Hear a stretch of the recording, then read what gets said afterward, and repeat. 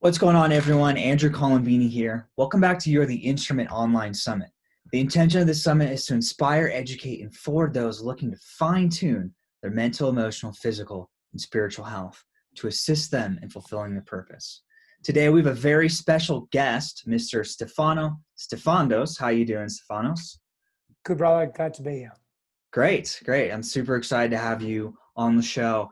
And for those of you who don't know who Stefanos is, he's a trained educator and relationships expert with a background in behavioral science. He's passionate about leading people closer to their highest potential and each other.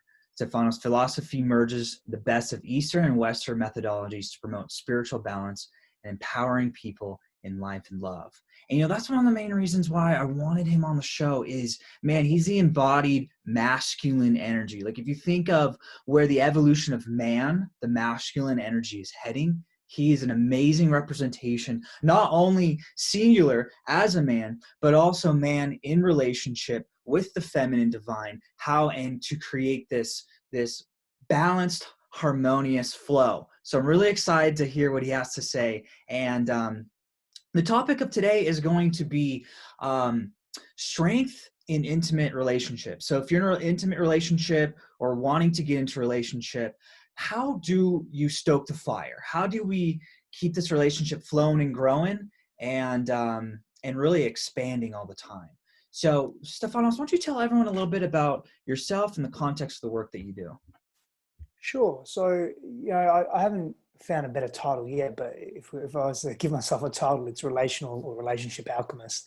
And really what that means is, man, it was more for me than anything else. I found in my own life, I really wasn't being the person that I wanted to be. And I was living in undesirable states over and over again consistently. And I wasn't really happy, and I pretended to be happy, and I thought I was happy, and I thought I was deeply content and grateful for where I was, but I wasn't. And so I really had to alchemize. I had to transmute the state that I was in into a state that was desirable. So the undesirable version of myself into a desirable version of myself. And that required attention. It required moving with deliberate intention. It required making changes. It required getting really uncomfortable. It required various processes.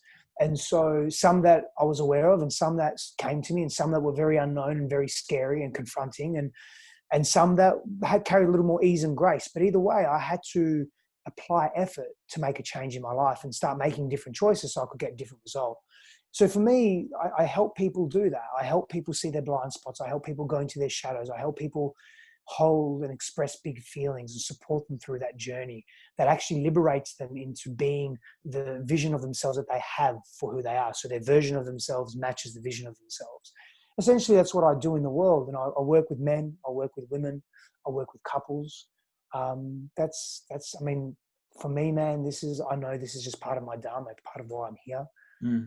And honestly, there's some selfish reasons there because, we learn what we need to teach, or we teach what we need to learn the most, should I say. So Oh, yeah. it helps me big time. Yeah, that's so true.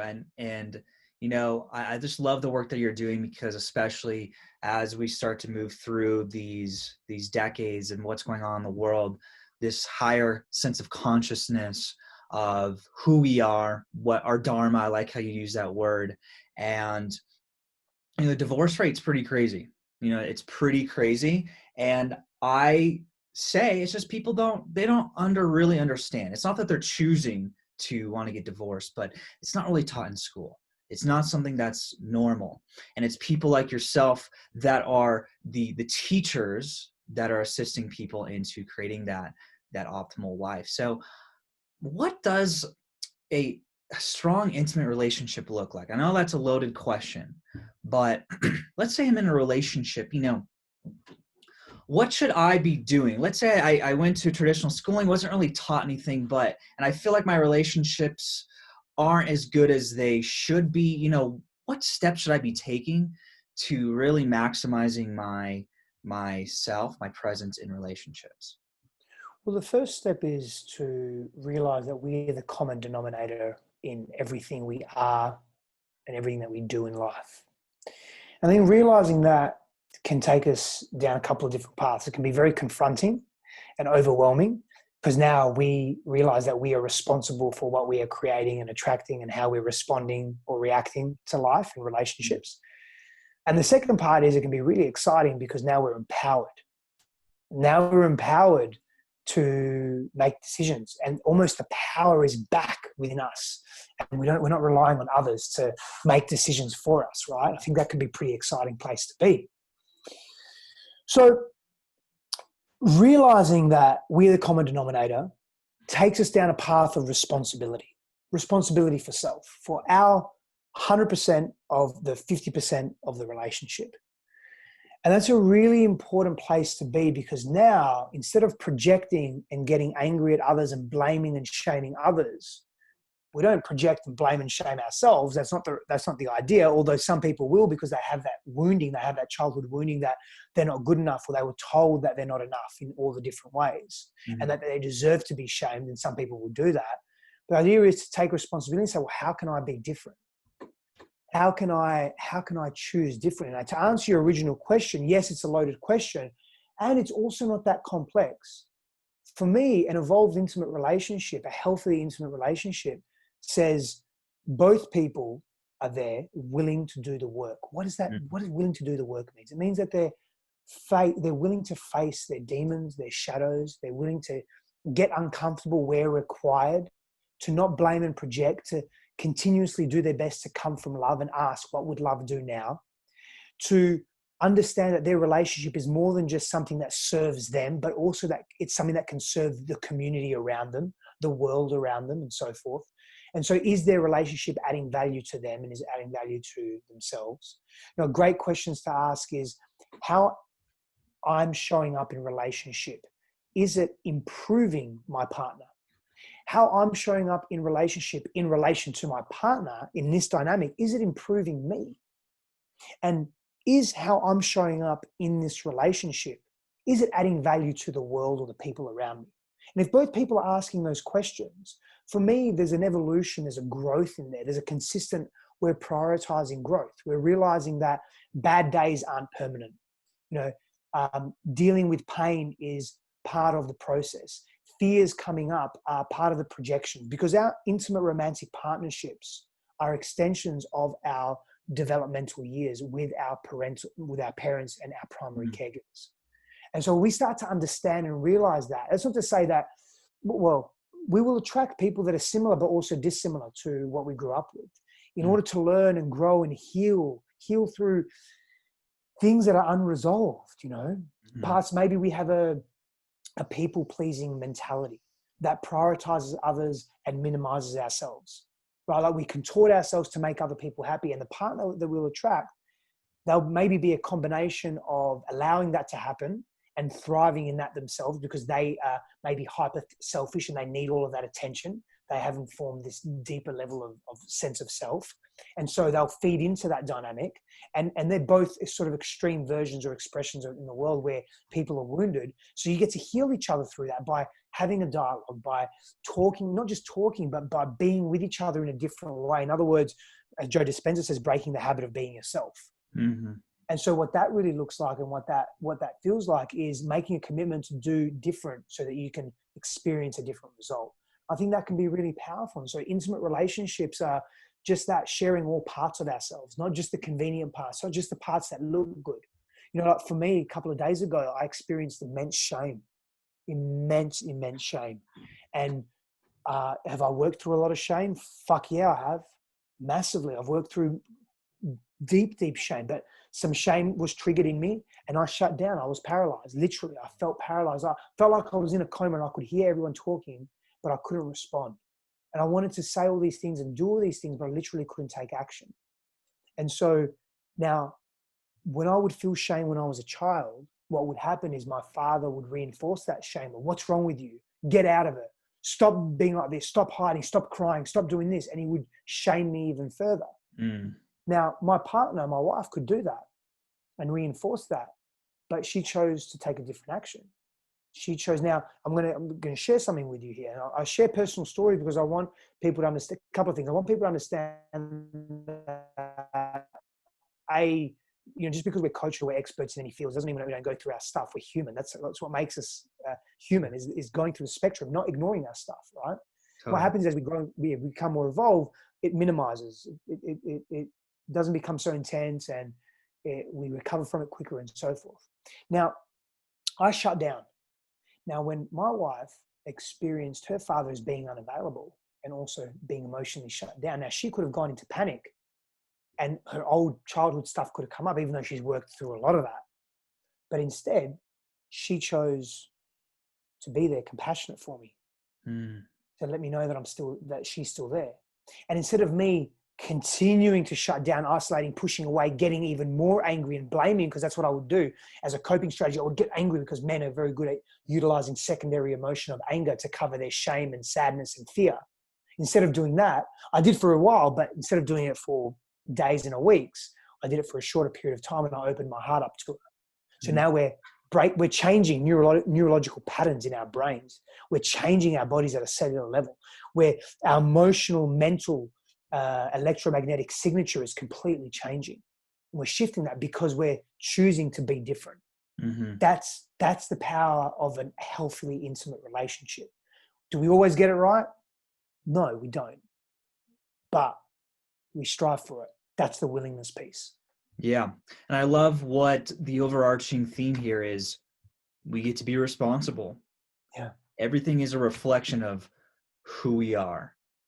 Either the mate we're with too is a reflection of who we are. You know, what comes to mind, and this is something that I feel a lot of people can relate to. So those of you watching who feel this, I'm going to get to in a second. And I experienced, this is a personal story that I've been experiencing. So because of the virus that's going on, I've came back home, staying with my mom for a couple days or a couple weeks while things passing. And I'm noticing how my stepfather and my mom communicate. I've always been very acute to it.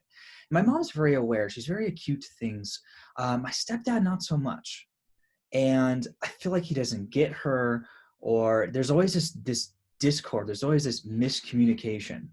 And sometimes people want to take responsibility, and sometimes both of them they don't want to take responsibility. And it's like an unconscious thing. So I want to ask you, and for those of you listening who can feel for this, those in situations where they feel like their partner maybe isn't on that level of really understanding them. Maybe they're old school, right?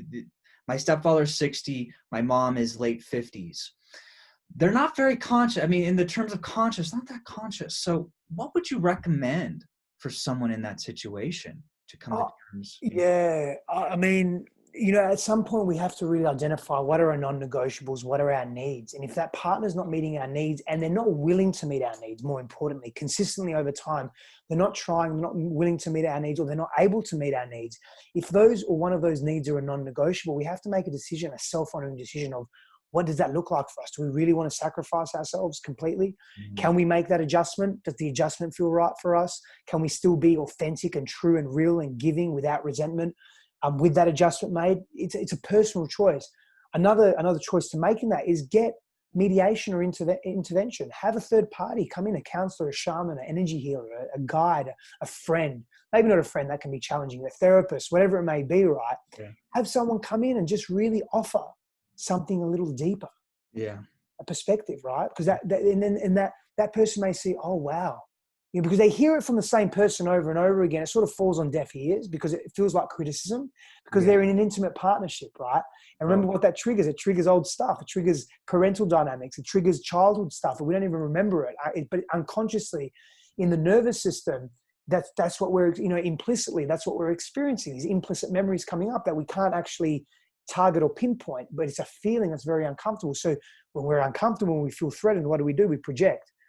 But when a neutral party comes in and makes that observation, we still may reject it and be numb to it and deny it, but we're more likely to be open to it. And so that can be really helpful as well. Simple solution. That's a great point. It's that numbness that happens in relationships and it actually will trigger something. And because it's funny, I kind of just put my ear, fly on the wall. I'm listening to I'm kind of eavesdropping, but I'm just curious to see how people interact. I'm just very curious about that.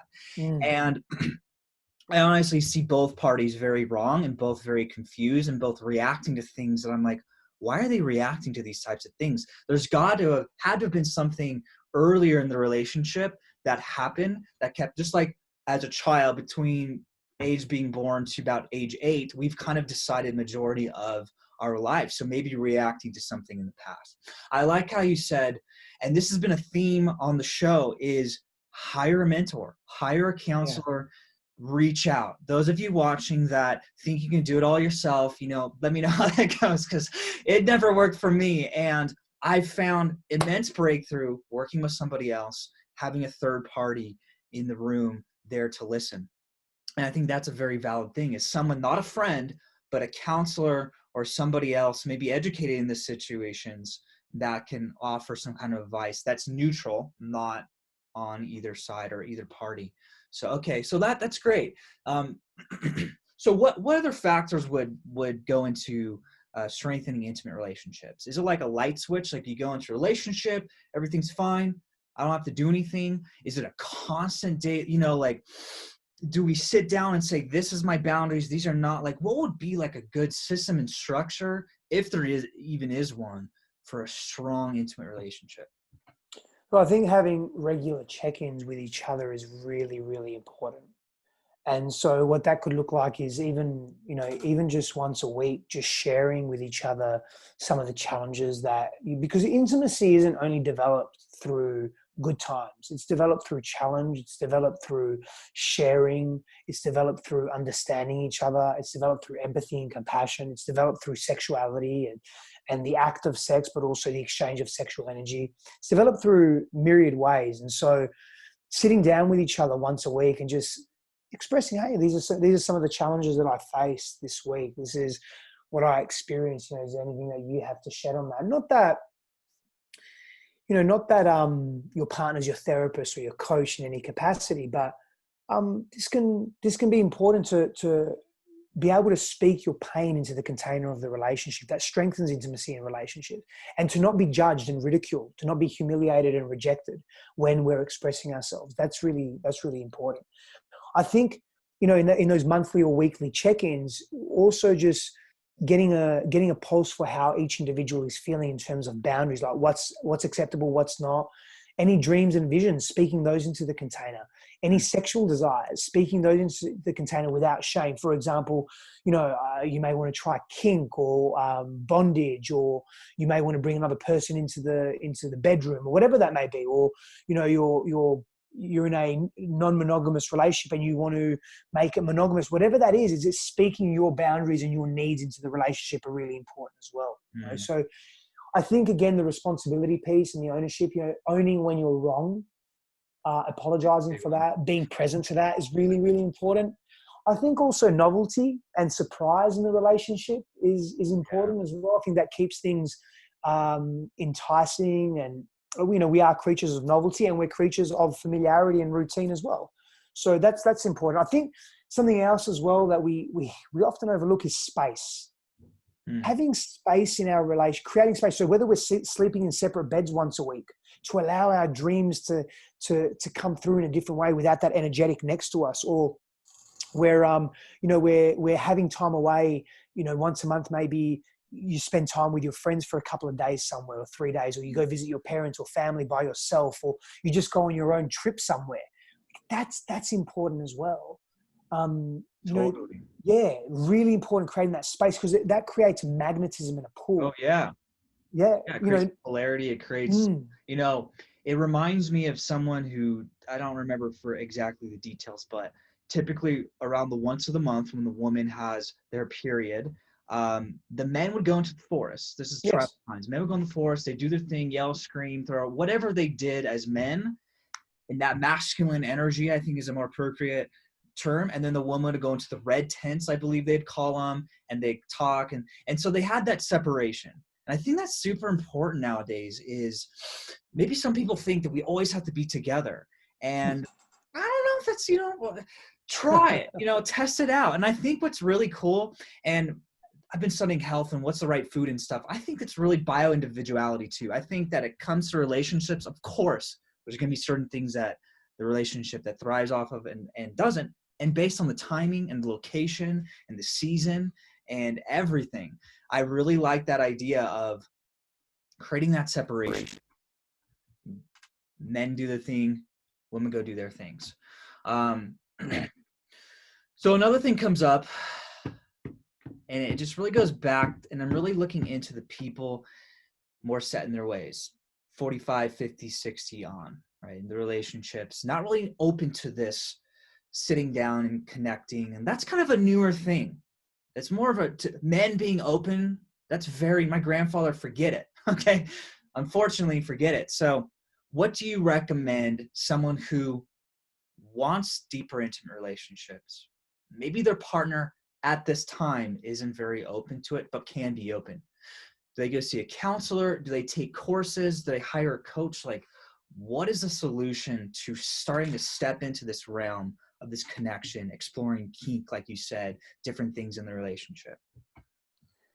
Yeah, I mean, see, I like to, whenever I'm getting into a relationship, whether it's a platonic friendship or something deeply intimate, like with my wife, for example, when we first met, I made a commitment that I wanted to be fully myself.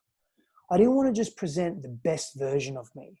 I wanted to present uh, all of me, all of me. And that's not to say we also have to understand that we're ever evolving, ever changing beings. We're not always going to be the same. We're not always going to hold the same interests. We're going to shift and change. And that's important to understand. That's really, really important to understand that we're going to shift and change. And so again, establishing a foundation, making agreements in the relationship around how we express. When something's important to us, how do we do that? For me, it's important to say, hey, I've got something important I want to talk to you about. When will you have X amount of time? Mm-hmm. We set that time. It's ceremonial. It's ritualistic, where there's that level of attention given to what's important to speak to. Whatever it is, whatever it needs to be voiced into the container of the relationship. And to not be shamed and judged for changing our minds, but rather to be celebrated for speaking our truths and being open to what the individuals have to say, no matter how confronting it is and feels. And if it's triggering or pushing on some old wounding, then to just step into the ownership of that and say, look, I can't speak to this right now. I'm too volatile in my own being. I'm too emotive. I'm too charged. We're going to come back to this. Yeah. And just, not having a conversation for the sake of the conversation, but having it in a more grounded way, because if there's too much charge around it, it's not going to go anywhere. You're just going to loop in circles. That's very important that you brought that up, and I'm glad you did. I've personally realized this. Sometimes I just can't think straight, and I need to take a break. I'm not, like, you get it. And that's okay. It's okay to pause the conversation, pause this topic, and revisit it later. Yeah. Because sometimes that charge, I mean, me personally, it's like right after I do something, I react, like instantly. It's like, damn it. I wish I didn't do that. I wish I didn't say that, because that's not how I actually am right now. I was just charged in the moment. Yeah. And having that high conscious communication with your partner, is so crucial. And boundaries, the non-negotiable, as you said earlier, that's so important. I tell people, who are you? What type of life do you want to live? And what type of people do you want to be around and not be around? And that's okay to know the people you don't want to be around. It's setting the proper boundaries for yourself. That's great. So yeah, living intimate relationships. Is there anything else? I mean, I'm sure there's a lot, but what else comes to mind when stoking the fire of an intimate relationship? What are very important things do you think the listener should know about maintaining intimate, strong relationships? Be compassionate when communicating with each other. Ask the question, what would love do now, when you're really feeling a lot of pressure in yourself? If you're feeling agitated or frustrated, if you feel like you want to project. Be aware of each other's core wounding. Actually get to know, what did you experience as a child during your developmental years? What are you scared of most? What are your biggest fears in and out of relationship? Get to know your partner. Understand that your feelings are not dependent on how your partner is behaving or being. That's codependency, and that's unhealthy. Get clear on your values and get clear on the collective values within the relationship. What's the relationship values?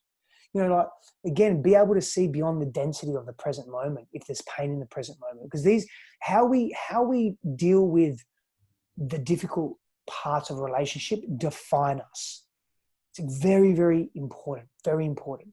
Make sure you have your own community, your own people that you go to, where you're Mm. not over relying on your partner. Your partner's not everything to you. You can't project Oh, every single thing. The healer, the shaman, the lover, the parent, the co-parent. Like, you can't project everything onto them. You've got to have your own peeps as well. You've got to have your own people. Don't blame your partner for how you're feeling. They need to be. You each need to be responsible, 100% responsible for 50% of the relationship. Yeah. And that's coming from a very, very different place. Choose. Don't suppress your feelings. Bring them to a container outside of the relationship, whether it's a therapist, a coach, a support group, whatever it is, Yeah. friendships. Just go there. That's so important that you said. I'm glad you said that. Is having other resources, other people, part of tribe where you get those other needs met. Trying to get everything met from the partner is a recipe for disaster. I mean, it's just, Yeah. I don't know, maybe it exists out there. I'm always open to possibilities, but it's so important to be part of tribe and know who your partner really is. And this is something that's coming to me as you're talking, and a lot of issues that can come up can be solved before getting into a relationship. If you're already in one, that's fine. You can always make it work. And those of you who are thinking about getting into a relationship, it's so important to know who you are as best as you can and your ideal mate, your ideal partner, and setting the boundaries early on. Something that my ancestral wounding that I've taken on is not speaking my truth. And I see this with my mom, her sisters, my grandfather. They just kind of shove things to the side. And it causes a lot of problems. And that had the potential to go into the relationships. So I invite people to look at the shadow. Again, we got to go into the shadow, which is perfect. I mean, that's how we learn. We got to know the contrast and figure out what it is that you want in your relationship, things that you need to work on. And this is the thing that's coming to me. And I really want to hear your viewpoint on this. Let's say I'm in a relationship and it's just something that is not going to work. But I've personally experienced this. It's like, but we've been in a relationship for 3 years, 4 years, 10 years. How do I just end this? Yeah. Deep in my core, I know it's not right. What do you do about that? It's tough, man. The immediate answer is, well, it's easy to answer, actually. It's tough to execute. And depending on what your wounding is, and I've been there, man. There were so many relationships I stayed so much longer than I should have, because I was scared to let people down. I doubted myself. I didn't trust who I was. I didn't trust the decisions I was making. I lacked discernment and clarity. I wasn't clear. I wasn't clear.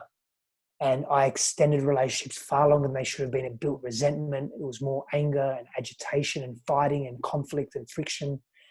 And the truth of it is, man, to answer your question very directly, you've got to sit down with that person. You've got to express your truth. And if you don't want to be in that relationship anymore, I don't want to be in this relationship anymore, and here's why. Or if you're confused about the relationship, and you're doing your best to get clear, but it's not happening, you've got to let that person know. You've got to honor them. You've got to honor them. You just got to speak your truth. And that's so hard for people because we're so scared of rejection and humiliation. We're scared of abandonment and loss. I was one of those people. But what I realized was it was a tremendous injustice, and the separation, when we did separate, was not healthy. It was painful, ugly.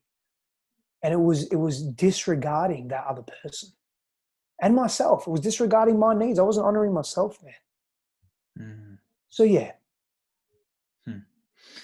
Yeah, at the end of the day, and I realize this too, it's just going to be detrimental for both of us. And the other person deserves to know that, because I'm afraid to, that's what I get to face. And those of you who are, you feel it and it's going to be hard, that this is an opportunity. This could be one of the best opportunities for your growth, to face up to the music and say exactly what needs to be said in the most loving, compassionate way you possibly can.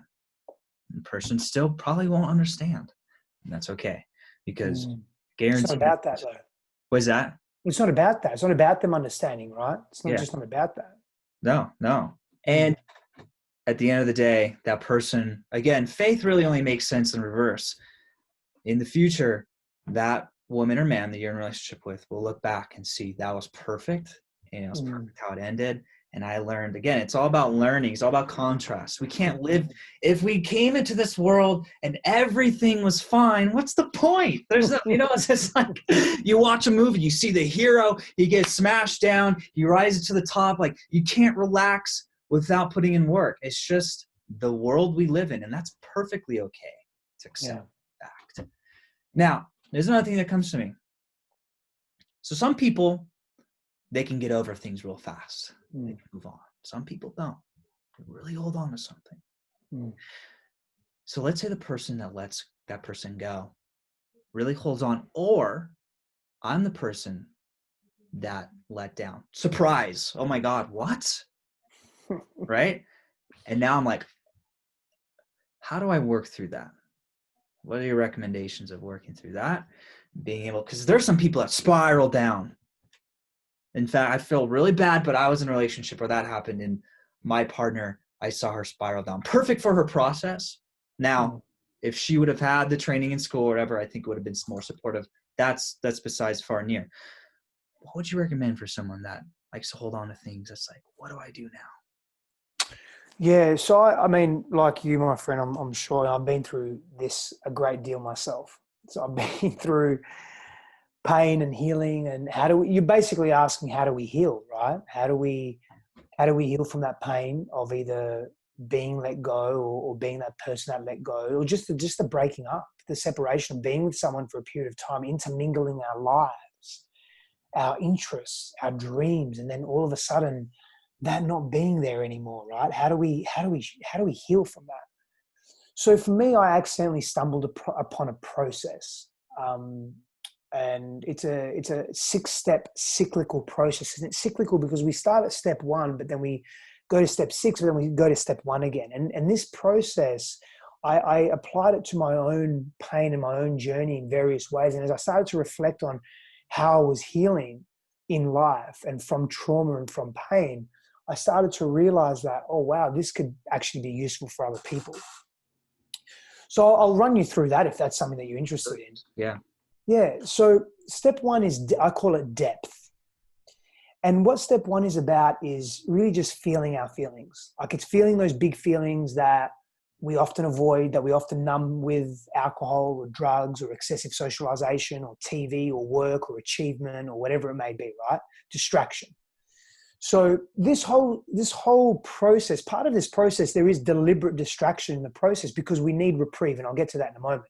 But we can't be in depth 24/7. You mentioned contrast. We learn through contrast. So once we feel that we're at the big feelings that we're feeling are a little too much, we need to stop. That could be 2 minutes, could be 30 seconds, could be 2 hours, whatever it may be. It could be sitting on the lounge room floor crying. And if it gets too much, okay, you got to stop, got to pull yourself out of it. Ground, have a glass of water, eat some food, put your feet in soil, get into nature, whatever that is, right? Get into the ocean, go for a walk, ground your body, ground your physiology, calm your nervous system down, circulate dopamine through your body in some capacity. Get the stress hormone out for a moment. That's grounding. That's second step. Third step is release. We want to release. So do some release writing. Do some journaling. Get it out of your head. All the big feelings that you're starting to feel like, is this going to last forever? What's happening? Any thoughts that come? I wish I hadn't done this. Memories that come through. Just get it all out on paper. Get it out of your head. Write. Express. You can do dominant and non-dominant handwork for additional inner child work if you're tapping into unconscious aspects of your psyche and emotional being. That's more advanced stuff, but I just thought I'd mention it. But release, right? The fourth step is reprieve. We need reprieve. Hmm. What does reprieve look like? Go get a massage, have a float tank, lay down, have a nap, rest, go lay in the ocean, go outside in the sun and just lay down. Just do something nice that feels good in the body. Go for a walk. Watch something funny on YouTube. Get some reprieve in your being. The fifth step I call introspection. Now that you're open, a little more open, you've created some space, you've felt some big feelings, you've done some releasing, you're giving yourself self-care, because reprieve and grounding is self-care. Once you do some introspection, that means spend some time on your own, just being with your thoughts, not writing, just reflecting. You can do that in nature. It's a good place to do it in nature, in the forest, at a park, at the beach, whatever. Just be reflective. You might do that for 30 minutes or an hour, whatever. And the second step to that, or the sixth step, is social. Be with some people that you care about. Be with people that see you, that you trust, that you respect, and that you revere. Be with people that fill your cup and see you for who you are. Then, when you're ready again, because your cup is full, boom, go back to the depth, go back to those big feelings. How do you bring them on? Sit there and ask yourself to express. Think about some memories. Watch a sad movie, whatever it is. Don't hold your feelings down. If you're in a place of healing, more than likely the big feelings are always at the surface anyway, so they're ready to come out. You just got to give yourself permission for them to come out. That's about it.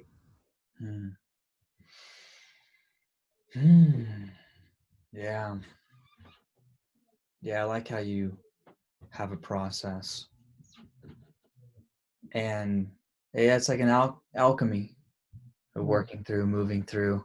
And it kind of goes back to having that tribe, having that positive people you're really connected with.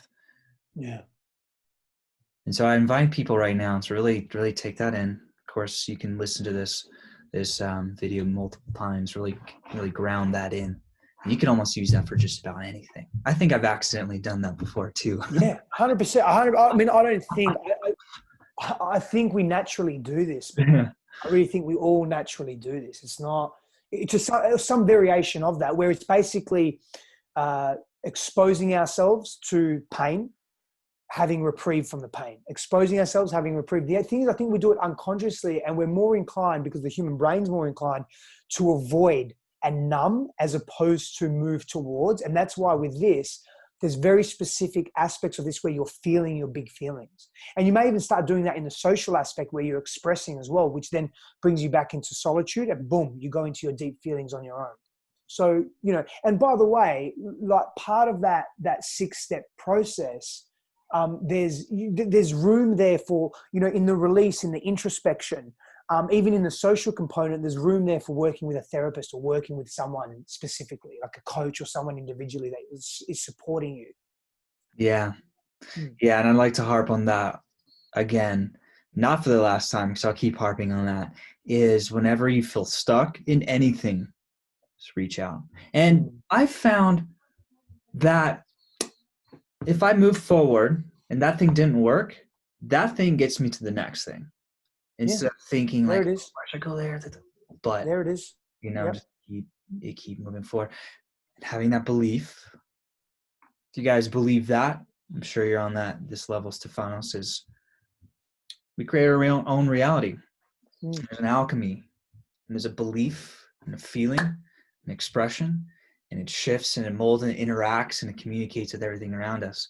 And if you truly believe that you can get through this, you will get through this. So, I love it. Thank you so much. And because I know you have a free gift that you'd like to offer everyone here, is there anything that you'd like to touch on that we didn't miss, or maybe you want to throw into the mix? Anything that's coming up for you right now? The first thing that comes up for me, my friend, is that word willingness. I feel I underestimated that word so much in my own life. I was very willing to take my body through, and I still am, through extreme physical, arduous pain or challenge, but I wasn't willing to delve deep into my own emotional being, to delve deep into my own pains and shadows and fears. I just wasn't willing. And there's a lot that can be said for people that come together and are willing to help each other heal, not by healing the other person, because you can't do that and you're not meant to do that, but to be a purer vessel, the purest vessel you can be. That means doing your inner work, being willing to do your inner work, to hold for that person, but to also see and witness how are they reflecting something back to you that's for you as well. But when we're stuck in our stuff and our pain and our unconscious fear, particularly when those emotions and memories are implicit, we don't have the capacity to grow, but rather we're just surviving, we're not thriving. So I think willingness really, it's played a massive role in my life, and it's a huge principle in our relationship. My wife's and I, a huge principle in our relationship. We are willing to go where we are very uncomfortable, and we are willing to continue to love each other through difficult times and be with each other and be a witness to each other and honor ourselves at the same time. And I think that's a really big undertaking. And again, we don't always get it right, but we're willing to do our best. You know, you brought up something really, really, really important. I really just want to touch on this last point. What if I just don't feel willing? Like I really want to, but you know, like I said, that big slap in the face, and I know I should be doing something. I know I should be getting out of this. I'm just not willing. Don't have the energy. Like, what do you recommend? How would you support someone that's just like almost given up? Not on life, but they're just not willing. Well, I'd ask them, can they come back to willingness if they had some reprieve?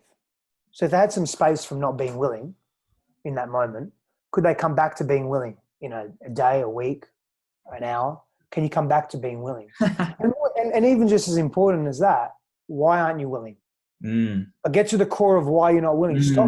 Stop fucking around and bullshitting yourself and pretending. You know, you're not willing for a reason. And if you're not willing, it's because you're overwhelmed, or you don't care enough about the situation, or you really just need a break, or you just don't give a fuck about yourself and you're not self-honoring either. Just get real. Just stop your bullshit. You're going to be willing if you fucking care enough. And if you do care enough, but you're really overwhelmed, you'll be willing enough to say it. It's as simple as that. We bullshit so much, man. We hide so much. Just get real. Cool, you're allowed to be not willing.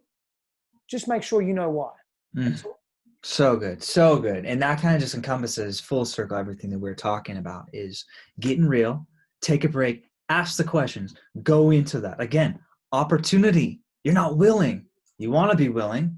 Why don't you take a look at it? And if it's just like too overwhelming, take a break. Just like we were talking about the relationships is getting too heated, take a break. Revisit it. Write it down. You're not going to forget it, but in case you forget it, write it down. Why am I not willing? And it also goes back to the importance of having a coach that, and of course, with the coach, create your ideal. That's a different room. Forget it what I just said. Get a coach, because coach, mentor, consultant, I know the words can be touchy, because that person will point it out and support you. And I learned this in an emotional intelligence course was, what am I pretending not to know? There it is. There it is. You know, so, you know, we could talk about this forever, and I really want to thank you for your time. And before we close out, I know you have a free gift that you'd like to offer the listeners. So why don't you go ahead, and it's going to be down below where you guys can click and access it. Why don't you tell everyone a little bit about what the gift is? Sure. So if you go to growwithsteph.com, STEF, growwithsteph.com, there's actually a couple of free gifts there. And the first one is it's a love block assessment. So what is blocking you from really experiencing love in your world? Self-love, love with others, connection, intimacy. Take this assessment. It will help break all of that down for you. There's also a free mini breathwork courses. I'm a breathwork facilitator, and it's a big part of how I assist people move through challenge and difficulty as well. So there's a couple of free things there, but growwithsteph.com, that will set you up. That's beautiful. Thank you so much for the work that you've done. Everything, honestly, you're a huge inspiration. It's been an honor chatting, talking, Likewise, exposing all the good stuff. And a little side note too, breathwork's amazing, you guys. If you haven't heard of breathwork, do it. And I interviewed someone on how physiology affects our mood. So how we hold our body in space and move and breathe is super crucial to our overall improvement. And if you're not willing, that might help you. That might help you. Oh my God, that might help you snap out of that shit. So everyone, thank you so much for joining. Man, I had a lot of fun here. I really hope you had something really stood out to you a little bit, just a little thing that you can incorporate today. Highly recommend you do that right now. Make sure to stay tuned. I've got a lot of powerful influencers and experts sharing their wisdom in the mental, emotional, physical, and spiritual areas, assisting you in fine-tuning your instrument. Have a wonderful day. Ciao for now.